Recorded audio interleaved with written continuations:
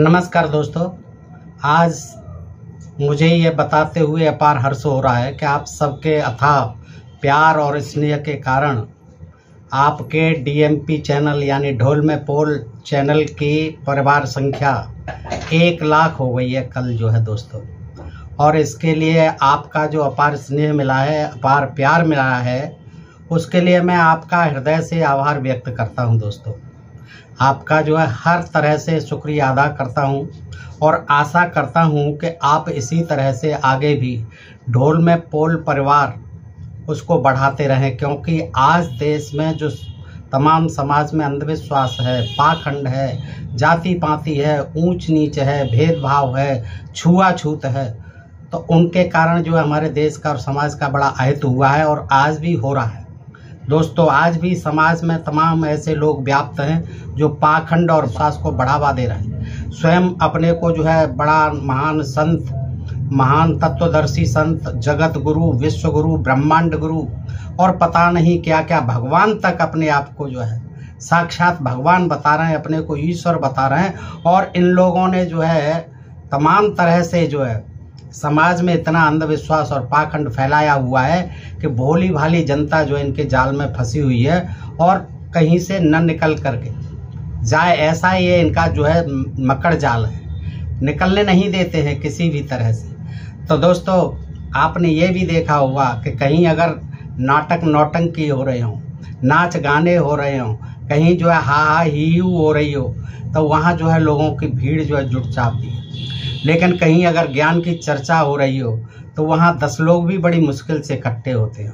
ये इस युग का ये हो गया है कि अंधविश्वास और पाखंड जहाँ अज्ञान है वहाँ लोग भर भर के जाते हैं, भीड़ जो है भेड़ चाल की तरह चल देती है, भेड़ चाल बनकर। लेकिन जहाँ ज्ञान की चर्चा हो वहाँ जो है 10 आदमी भी नहीं मिलते हैं। यही कारण है कि आज हमारे ढोल में पोल चैनल परिवार के 1 लाख सब्सक्राइबर जो हुए हैं, ये वही हैं जो 10 व्यक्तियों में से हैं जो ज्ञान का मर्म समझते हैं, जो ज्ञान की चर्चा को समझते हैं और जो अंधविश्वास और पाखंड, जात पात, ऊंच नीच, भेदभाव को ये समझते हैं कि ये देश के लिए, समाज के लिए बड़ा घातक रहा है और आज भी है।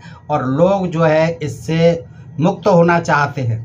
वो लोग हमारे साथ हैं, हमारे चैनल परिवार के साथ हैं, आगे भी बने रहेंगे और ये परिवार जो है अपने मिशन को कामयाब करने के लिए अपनी संख्या को बढ़ाता रहेगा दोस्तों। इसलिए बार बार आप सबका हृदय से आभार, नमस्कार दोस्तों। मैं जो है आजकल ज्ञान गंगा के माध्यम से आप लोगों को बता रहा हूँ कि ज्ञान गंगा में जो है कैसा महाज्ञान है दोस्तों। पहले जो है कई मित्र जो है कमेंट करते थे कि सर जी आप ज्ञान गंगा को पढ़िए, ज्ञान गंगा को पढ़िए, जीने की राह पढ़िए, संत गुरु रामपाल जी महाराज की वो हैं। यद्यपि ये 1 साल से पुस्तक रखी हुई थी, मैंने पढ़ी नहीं थी। मैंने कहा क्या ज्ञान गंगा में ज्ञान होगा, कभी देखेंगे। तो आप लोगों ने जब कहा और मैंने इसको पढ़ा तो मुझे बड़ा विचित्र लगा कि देखिए कबीरदास जी को परमेश्वर बनाने के चक्कर में और फिर उसके चक्कर में अपने आप को परमेश्वर बनाने के चक्कर में, तत्वदर्शी संत बनाने के चक्कर में, कबीर स्वयं कबीर बनने के चक्कर में देखिए लोग जो है कितना पाखंड और कितना अंधविश्वास, कितना अज्ञान जो है समाज में आज भी फैला रहे हैं। और मैं देखता हूँ यूट्यूब पर, और अब जो है मेरे लिए भी ऐसे ऐसे कमेंट करते हैं, तमाम जो है गालियाँ। मैंने कोई काम ऐसा नहीं दिया, फिर भी गालियाँ दे रहे हैं। जो पढ़ा हुआ है, जो इसमें लिखा हुआ है, मैं उसको पढ़ करके आप लोगों के समक्ष रखता हूँ, क्योंकि इसमें बड़े दावे किए गए हैं कि ये ब्रह्मा विष्णु महेश ये जो है इनके भी माता पिता थे और फिर कबीरदास जी थे और वो सतलोक में रहते हैं और मैसेंजर बन के भेजा है, तत्वदर्शी संत ही छुड़ा सकता है, काल है, महाकाल है, उसका जो है भय जो है इन्होंने, कोई काल नहीं है, कोई कहीं सतलोक नहीं है, कोई कहीं ब्रह्मलोक नहीं है। कबीरदास जी ने अपने कहीं किसी भी काव्य में, कहीं भी किसी ग्रंथ में जो है इन चीज़ों का वर्णन नहीं किया। वो तो जीवन भर जो है अंधविश्वास और पाखंड और ये जात पात, ऊंच नीच, भेदभाव के खिलाफ जो है संघर्ष करते रहे। और दोस्तों उस समय उनको भी बड़ा जो है अपमान झेलना पड़ा। तो कबीरदास जी महापुरुष थे जो कि अखंड ज्योति के रूप में हमारे देश में आए। उन्होंने अज्ञान और अंधकार को समाज से मिटाने के लिए तमाम अपनी कविताओं के माध्यम से दोहे, चौपाई और साखी, रमैनी शब्द आदि के द्वारा जो है तमाम ज्ञान जनता को दिया। तो दोस्तों आज भी उनका ज्ञान जो है हमारे लिए अमिट है, अपार और अथाह है। उसको आज भी जो है उनके अनुयायी कबीरपंथी के रूप में फैला रहे हैं। हम उनका जो है बड़ा हृदय से आभार व्यक्त करते हैं।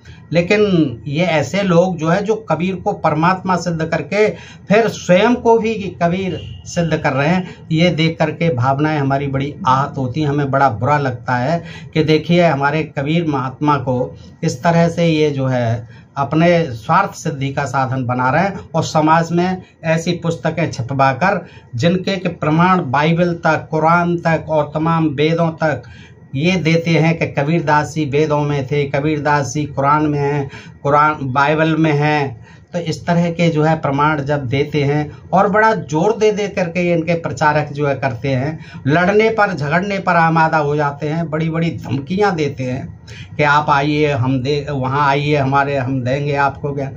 अरे भाई तुम हमें क्या ज्ञान दोगे? तुम खुद अज्ञानी हो, तुम महामूर्ख हो, तुम जाहिल इंसान हो, तुमने कुछ पढ़ा नहीं है। मेरे पीछे देख लो, मैं 40 साल से इन्हीं का अध्ययन कर रहा हूँ। मुझसे बड़ा कबीर का अनुयायी कोई नहीं है। कबीरदास जी का बीजक देखिए, तमाम उनकी जीवनी की पुस्तकें देखिए, साखी शब्द। और ये आज से नहीं, मैं बचपन से ही पढ़ रहा हूँ, क्योंकि मेरे जो दादाजी थे उनके बड़े भाई जो है यानी बड़े दादाजी मेरे जो है वो कबीरपंथी महात्मा थे। तो वो जो है उनकी पुस्तकें में जब मैं 5वीं, 6वीं, 7वीं, 8वीं में पढ़ता था तब मैं ये पढ़ता था सारी चीज़ें। तो मैं जानता हूँ कि कबीर जी क्या थे, उनका ज्ञान क्या था। उसको समझना बड़ी टेढ़ी कीर है। उन्हें तमाम जो है रहस्यमयी और जो है तमाम शब्दों में लिखे हैं, लेकिन उसको इतना आसान बनाकर और इसको ये कहकर कि ये जो है हमारा वेदों में है, ये जो है जनता को गुमराह करना है, भ्रमित करना है और कबीरदास जी का अपमान करना है, निरादर करना है। दोस्तों आइए आज देखते हैं हम इसी ज्ञान गंगा पुस्तक से, ये ज्ञान गंगा है, कि इसमें ये बताते हैं कि ऋग्वेद में भी कबीर का नाम आया है। ऋग्वेद में कबीर का नाम आया है, सामवेद में भी आया है, अथर्ववेद में भी आया है। तो आज हम दोस्तों ऋग्वेद में से देखते हैं कि ऋग्वेद में आखिर कहाँ कबीर का नाम आया है, ऋग्वेद को क्या लेना देना था कबीर से। देखिएगा, मैं जो है पहले मैं जो है इसी से ही ज्ञान गंगा से पढ़ के सुनाता हूँ। पृष्ठ 86 से है दोस्तों। ऋग्वेद मंडल 9 सूक्त 96 मंत्र 17, इसको कहते हैं ये प्रमाण के स्वरूप में। तो दोस्तों मैं पढ़ के सुनाता हूँ और इसका अर्थ इन्होंने क्या किया है ये बताता हूँ। फिर मैं जो ऋग्वेद की पुस्तक है मेरे पास उससे मैं बताता हूँ कि ऋग्वेद में उसका अर्थ क्या है और इन्होंने अर्थ का अनर्थ कैसे किया है, आप स्वयं समझेंगे। तो देखिए ये है ऋग्वेद मंडल 9 सूक्त 96 मंत्र 17।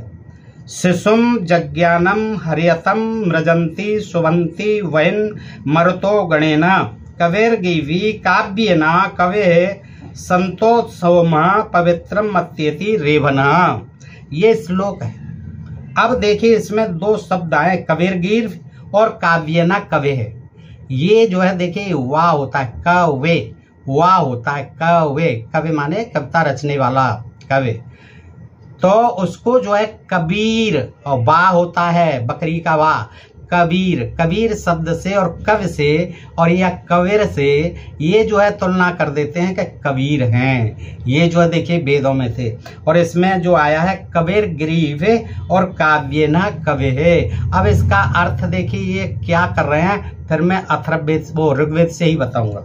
देखिए ये कह रहे हैं अनुवाद, पूर्ण परमात्मा हर्य शिशुम विलक्षण मनुष्य के बच्चे के रूप में, पूर्ण परमात्मा यानी मनुष्य के बच्चे के रूप में जानबूझकर प्रकट होता है तथा अपने तत्व ज्ञान को निर्मलता के साथ उच्चारण करता है।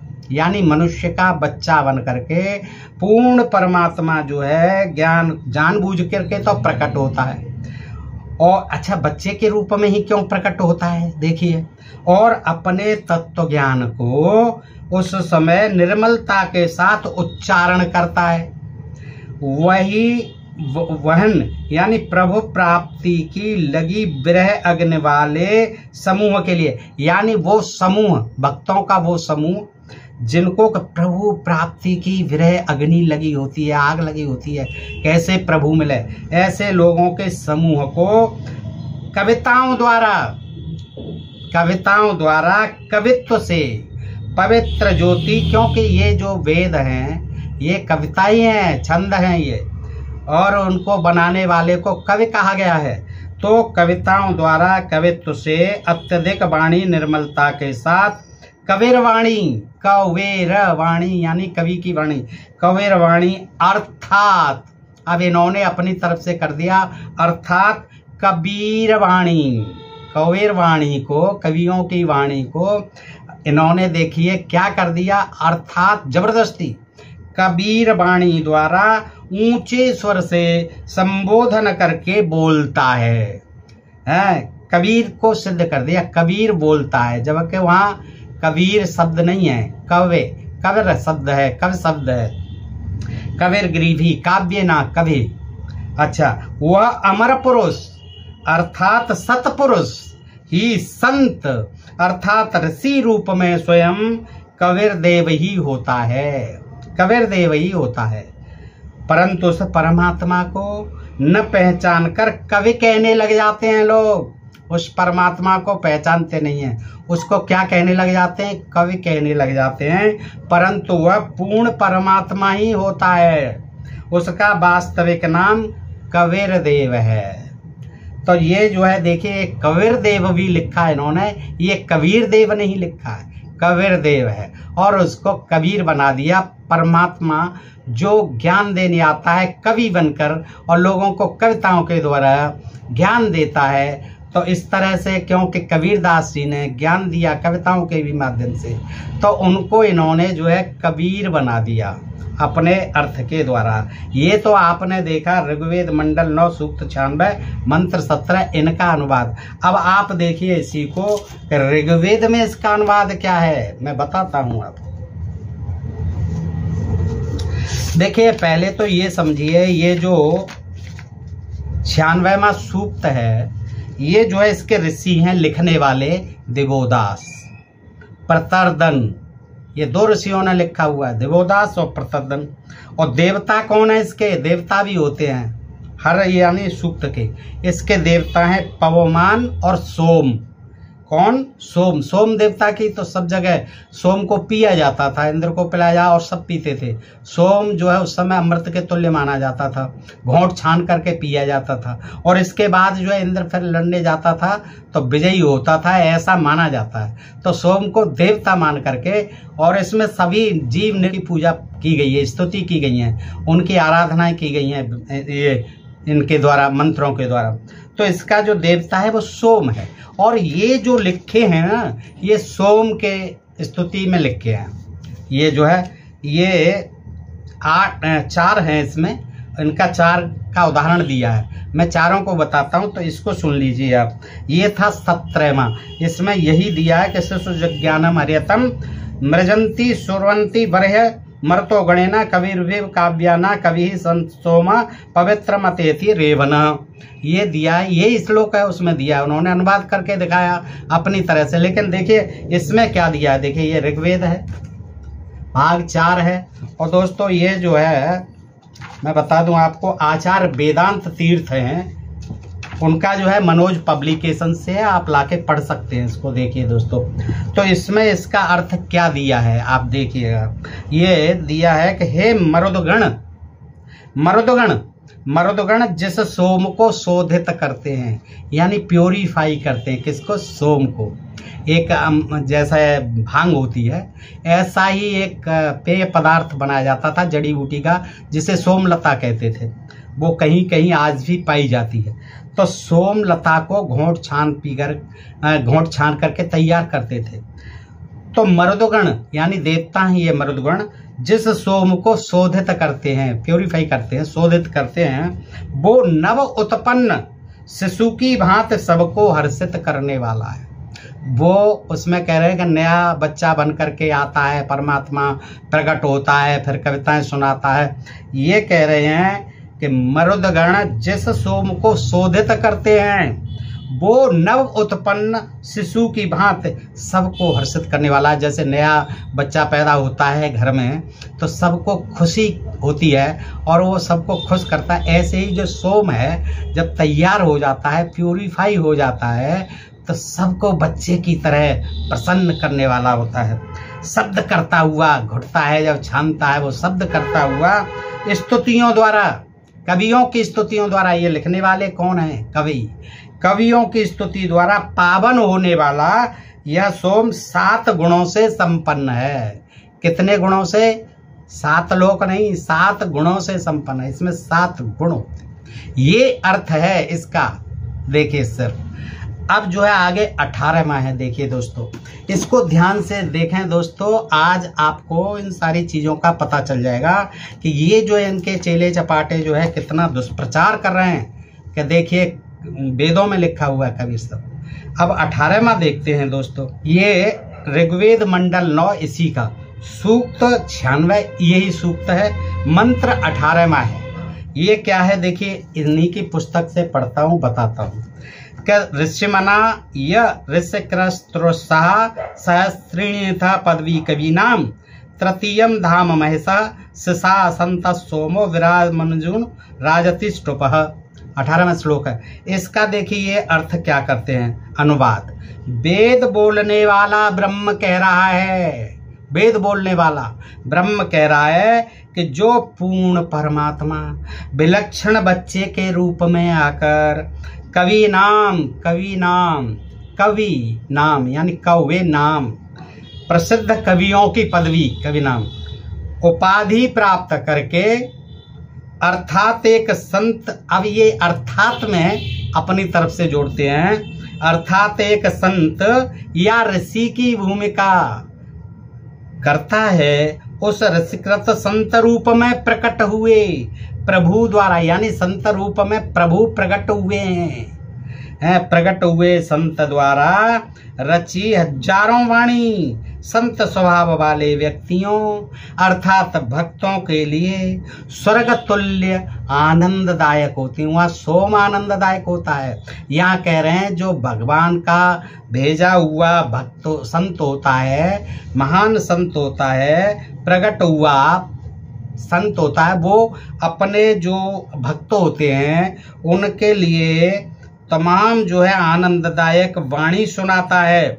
सोम ब्रैकेट में सोम वह अमर पुरुष, सोम को अमर पुरुष कह रहा है। सोम वह अमर पुरुष अर्थात सतपुरुष। तृतीया तीसरे धाम, अब धामों पे पहुंच गए। धाम मुक्ति लोक अर्थात सत्यलोक की महेश सुदृढ़ पृथ्वी को सिसा स्थापित करके, पृथ्वी को स्थापित करके सतलोक के सुदृढ़ पृथ्वी, सतलोक की अलग पृथ्वी है जो बहुत सुदृढ़, सतलोक की सत्यलोक की सुदृढ़ पृथ्वी को स्थापित करके पश्चात संत मानव सदृश संत रूप में होता हुआ स्तूप गुंबद अर्थात गुंबज में ऊंचे टीले रूपी सिंहासन पर विराजमान उज्ज्वल स्थूल आकार में अर्थात मानव सदृश तेजो में शरीर में विद्यमान है। अब देखिए कितना जो है घुमा फिरा करके बढ़ा चढ़ा करके सतलोक भी आ गया, वह अमर पुरुष भी आ गया, संत के रूप में आ गया, विराजमान हो गया उज्जवल रूप में, मनुष्य के रूप में। देखिए आप समझ सकते हैं, जरा सा भेजा लगाइए कि ये किसके लिए कहा गया है, इन्होंने किसके लिए इसको अर्थ का अनर्थ किया है। के रूप में वाणी भक्तों को देते हुए उच्च आसन पर उज्जवल स्थूल रूप में यानी मानव रूप में विराजमान हो गया है। ये जो है इसका अर्थ हो गया। अब उसका वेद में सुन लीजिए। यही श्लोक है। ऋषमना या ऋषि कृति स्वर्षा सहस्रिणी था पदवी कवीनाम तृतीयम धाम महेशम शासनत सोमो विराजमनु राजति स्टुपः। 18वें श्लोक। अब इसका अर्थ सुन लें दोस्तों। देखिए इससे पढ़ के ही सुना रहा हूं मैं। वह सोम यज्ञ में, अब सोम की बात चल रही है, सोम देवता है। अब अगला जो है मंत्र है, क्या कहते हैं इसमें, वह सोम यज्ञ में सदा विद्यमान रहने वाला स्तुतियों से सुशोभित उसकी स्तुतियां होती हैं। स्वर्ग के वासी इंद्र को प्रकट करने, किसको प्रकट करता है? इंद्र का आह्वान किया जाता था। आओ इंद्रदेव आओ, सोमरस घोंट छान के हमने तैयार किया है, इसे पियो। तो स्वर्ग के वासी ये इंद्र का बड़ा मतलब कहना पसंदीदा पेय था। तो वो स्वर्ग के वासी इंद्र को प्रकट करने तथा तेजस्वी बनाने वाला, उसे तेजस्वी बनाता था। ऋषित्व प्रदान करने वाला ऋषि बना देता था। ऋषियों के समान मनस्वी, ज्ञानवर्धक और महान है। ये स्वयं में भी जो सोम है वो ऋषियों के समान मनस्वी है, ज्ञानवर्धक है, महान है। और सोम यज्ञ जो होते हैं उनमें सदा विद्यमान रहता है। बगैर इसके सोम यज्ञ होते ही नहीं है। तो सोम यज्ञ में सदा विद्यमान रहता है और स्तुतियों से सुशोभित होता है। स्तुतियां तो की ही जाती हैं, बहुत स्तुतियां हैं सोम की। और स्वर्ग के वासी इंद्र को प्रकट करने आइए आह्वान करते थे और पीजिए, सोमरस तैयार है। और तेजस्वी बनाता है, हाँ, फिर जो है दैत्यों से युद्ध करता है और उसको ऋषि भी बनाता है। और ये स्वयं भी ऋषियों के समान मनस्वी है, ज्ञानवर्धक है और महान है। अब इसको देख लीजिए, आप स्वयं लगाइए दोस्तों, थोड़ा सा बुद्धि लगाइए कि कितना अंतर है। यानी अपने तरीके से संत, परमात्मा और ज्ञानी और वाणी और तमाम विराजमान स्थूल शरीर, मानव शरीर, ये सारी चीज ये सोम की स्तुति हैं। अब आगे का भी देखेंगे, इन्होंने 4 का दिया वाला 19वां देखते हैं दोस्तों। देखिए ये मैं जो इसी से पढ़ रहा हूँ ज्ञान गंगा से दोस्तों, ये पृष्ठ 88 पर है। ये तीसरा उदाहरण है। ऋग्वेद मंडल 9 वही है, सूक्त 96 वही है, लेकिन मंत्र जो है अब 19वां है। 17, 18 और अब आ गया 19वां। ये है चमू सखेन शकुना विभृत्या गोविंद रुद्रस आयुधानि विभृत अपा मूर्भे सचमाना समुद्रम तुरीयम धामा महिषो विभक्ति। 19वां है। ये जो है इसका अर्थ क्या कर रहे हैं देखिएगा। अनुवाद करते हैं कि पवित्र कामधेनु रूपी सर्व मनोकामना पूर्ण करने वाला पूर्ण कबीर परमात्मा कबीरदेव, वहीं आ गए। पूर्ण परमात्मा कबीरदेव सोम देवता के ये जो है स्तुति हो रही है। ये जो है कबीरदेव को ले आते हैं। कबीरदेव सर्व का पालन करने वाला है, सबका पालन करने वाला है। सेन सफेद रंग युक्त, शुभ लक्षण युक्त, सर्वशक्तिमान है। जैसे दूध से दही बनाने की विधि होती है, ऐसे शास्त्र अनुकूल साधना से दही रूपी पूर्ण मुक्ति दाता, तत्व ज्ञान रूपी काल जाल विनाशक, धनुष युक्त सारंग पाणी प्रभु है। सर्व का पालन करने वाला, पोषण करने वाला है। गहरे जल युक्त सागर की तरह गहरा, गंभीर अर्थात विशाल, चौथे लोक अर्थात अनामी लोक में महेश यानी उज्ज्वल सुदृढ़ पृथ्वी पर, फिर उसी में से देखो रिपीट कर दिए हैं ये कुछ, उज्ज्वल सुदृढ़ पृथ्वी पर अलग स्थान पर भिन्न भी रहता है, अलग स्थान पर भिन्न भी रहता है। यह जानकारी कबीरदेव स्वयं ही भिन्न भिन्न करके विस्तार से देता है। कबीरदेव यानी कबीरदेव बता दिया इनको, वो देता है। देखिए ये अर्थ इन्होंने किया। अब जो है उसका देख लीजिए ऋग्वेद में इसका अर्थ। आइए देखते हैं, ये ऋग्वेद है और इसमें देखिएगा इसका अर्थ क्या है।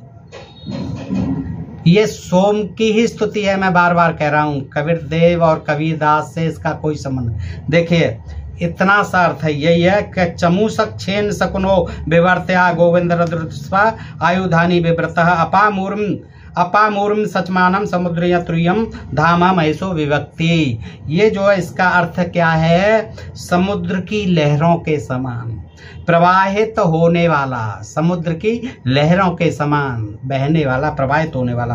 और गौदुग्ध में यानी गाय के दूध में मिश्रित किया गया, उसको जो है गाय के दूध में फिर मिलाया जाता था छान घोंट के सोम को। और सोम की स्तुति है। बल और सामर्थ्य से युक्त, बहुत ऐसा माना जाता था कि वो बल देता है, सामर्थ्य देता है और तेजस्वी बनाता है, ज्ञानवान बनाता है। तो बल और सामर्थ्य से युक्त प्रशंसनीय सोम, चारों धामों में स्थित होता है, चारों धामों में रहता है, स्थित होता है। ये इतनी सी बात है। सोम रस के लिए, सोम देवता के लिए उसकी स्तुति की गई है और उसके लिए कहा गया है कि ये समुद्र की लहरों के समान प्रवाहित होने वाला है।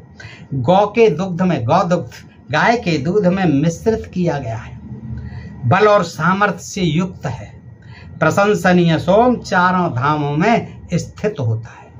अब देखिए यहाँ कोई लोक परलोक और ये सब चीजें आप देख रहे होंगे दोस्तों। अब आगे का और है 20वां, जिसका इन्होंने जो है प्रमाण दिया है, उसको भी देख लेते हैं। आइए दोस्तों, देखिए इसी से है, ज्ञान गंगा से है और पृष्ठ 88 पर ही है। दोस्तों हम अपनी तरफ से कुछ नहीं कहते, इन्होंने जो कुछ लिखा है हम उसका विवेचन अवश्य करते हैं, विश्लेषण करना भी चाहिए कि दोस्तों किस तरह से लोगों ने शास्त्रों का और वेदों का, पुराणों का, तमाम ये उपनिषदों का, तमाम कबीरदास जी के साहित्य का, उनकी पुस्तकों का माध्यम बना करके, सहारा लेकर किस तरह से अपने हिसाब से अपनी स्वार्थ सिद्धि के लिए, अपने को जगत गुरु तत्वदर्शी बताने के लिए, कबीर का अवतार सिद्ध करने के लिए वेदों को भी निशाना बनाया है। तो ये चीजें देख करके बड़ा अफसोस होता है कि देखिए वेदों से क्या लेना देना कबीरदास जी का। अब इसमें देखिए ये सब सोम के चारों जो बताए हैं उदाहरण, ये सोम यज्ञ में सोम की स्तुति है। ये देख लीजिए इनका जो है ऋग्वेद का दिया हुआ है 20वां मंत्र है, वही सूक्त है 96वां और वही ऋग्वेद मंडल 9 है। ये है कि मर्यो न शुभ्रस्तम मृजानो त्योन श्रुत्वा सनये धना नाम और वृषेव यूथा परी कोश मर्स नक निक्रदच्चो अम्बो अरावेश। ये श्लोक है और इसका अर्थ ये क्या करते हैं, देखिए अनुवाद। पूर्ण परमात्मा कबीर देव आ गए, पूर्ण परमात्मा कबीर देव जो चौथे धाम अर्थात अनामी लोक में, तीसरे धाम अर्थात सत्यलोक, देखो चौथे धाम अर्थात अनामी लोक में जिसका कोई नाम नहीं है चौथे लोक का, और तीसरे धाम जिसे सत्यलोक कहते हैं उसमें रहता है। भाई एक ही जगह रख लो, चौथे धाम में रख लो अनामी लोक, और वो तीसरे धाम में भी रहता है, अनामी लोक में भी रहता है जो चौथा है, और तीसरा सत्यलोक है उसमें भी रहता है। कौन? कबीर देव, पूर्ण परमात्मा कबीर देव। अब कवि शब्द को इन्होंने कबीर बना रखा है, कबीर देव। अब निर्मल मुखमंडल युक्त वही परमात्मा, न मनुष्य जैसा, वही परमात्मा मनुष्य जैसा है, साकार बना दिया है परमात्मा, वही परमात्मा मनुष्य जैसा है जो कबीर देव है, जो चौथे और तीसरे लोक में रहता है, वो मनुष्य जैसा है परंतु नाश रहित। अब बताइए मनुष्य होकर के, साकार होकर के कोई नाश रहित नहीं हो सकता। जो शरीरधारी है वो नाशवान है, नाश रहित अर्थात अमर है, निर्मल मुखमंडल है, युक्त आकार में विशाल श्वेत शरीर धारण करता हुआ ऊपर के लोकों में, अभी तीसरे और चौथे लोक, अब कह रहा है ऊपर के लोकों में, पता नहीं कितने लोक हैं, ऊपर के लोकों में विद्यमान है और वहां से गति करके अर्थात चलकर, भाई किससे चल करके आता है वो भी लिख देते, अर्थात भाई साकार है तो किससे चल करके, इतने ऊंचे लोग हैं कहाँ हैं, अब उनसे चल करके आता है मनुष्य रूप में, जिसका किसी को पता नहीं चलता। क्यों नहीं पता चलता भाई? वो सबको दिखना चाहिए। जो कोई उतर के आएगा मनुष्य रूप में दिखेगा नहीं, किसी को नहीं पता चलता। वही समरूप परमात्मा पृथ्वी पर अन्य वेशभूषा, हाँ तरह तरह की ड्रेस बना करके अन्य रूप धारण करके आता है, हाँ धारण करके आता है। सतलोक और पृथ्वी लोक पर लीला है, लीला करता है, सतलोक में भी करता है फिर वो पृथ्वी लोक पर भी लीलाएं करता है। और बहुत बड़े समूह को, हाँ भेड़ चाल को, बहुत बड़े समूह को वास्तविक सनातन पूजा की वर्षा करके उस राम नाम की कमाई के निर्धनों को मंद स्वर से अर्थात श्वास उच्छ्वास के से मन ही मन में उच्चारण करके पूजा करवाता है। किसकी?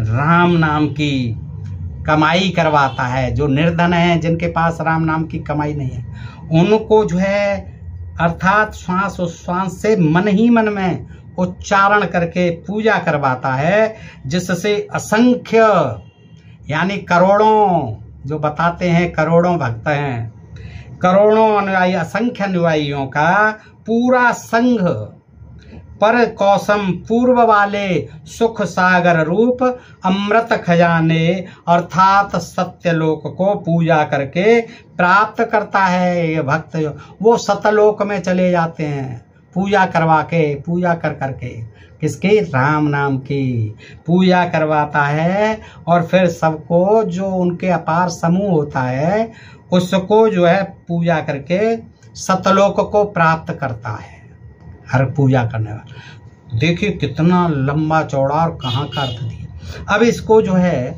इसमें ऋग्वेद में देख लेते हैं दोस्तों।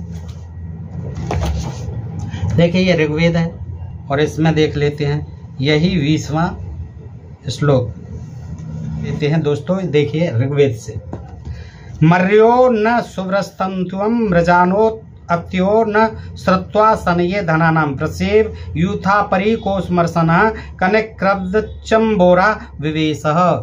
20वां है इस यही श्लोक। अब इसका देखिए वही सोम की स्तुति है। कलश में स्थापित होने वाला यह सोमरस शरीर को सुशोभित करने वाले, जो इन्होंने कहा है तमाम वस्त्र और वो बना के आते हैं, बेस रूप रंग पता नहीं अपने तरीके से कर दिया है, कबीरदेव परमात्मा आते हैं। इसमें वो उसी की स्तुति है सोम की। वो किस में भरा जाता है? कलश में। कलश में स्थापित होने वाला यह सोमरस शरीर को सुशोभित करने वाले अलंकारों के समान, गहनों के समान, आभूषणों के समान, वृषभ की भांति, वृषभ समझते होंगे आप, बैल, बैल की भांति शब्द करने के समान तथा वेगवान अश्वों, घोड़ों और धनेच्छुक यजमानों के समान है। जो धन की इच्छा करते हैं यजमान उनके समान है, धनेच्छुक यजमानों के समान है। ये कलश में स्थापित होता है सोमरस, ये शरीर को सुशोभित करने वाले अलंकारों के समान वृषभ की भांति शब्द करने वाला है और वेगवान अश्वों और धनेच्छुक यजमानों के समान है। यजमान से भी उसकी तुलना की गई है। जिस प्रकार धनेच्छ होते हैं यजमान, ये भी है धनेच्छुक है। ये तो वेगवान अश्व है, बैलों की तरह ये आवाज करता है जब घुटता है छानते से। तो ये जो है अलंकारों के समान सुशोभित है, कलश में स्थापित किया जाता है। ये सोम की ये स्तुतियां हैं दोस्त। इसका दूर दूर तक सतलोक, ब्रह्मलोक, अगमलोक, निगमलोक और लोक, परमात्मा, कबीरदेव और ये सारी चीजें, संत आए, राम नाम का उपदेश, ये सब सतलोक में पहुंचा दिए प्रार्थना कर कर। ये अपनी तरह आप स्वयं देखेंगे दोस्तों, मैं नहीं कह रहा, आप स्वयं भी देखिए कि इसका अर्थ जो है ऋग्वेद में क्या है और इन्होंने अपने तरीके से इस ज्ञान गंगा में क्या कहा है।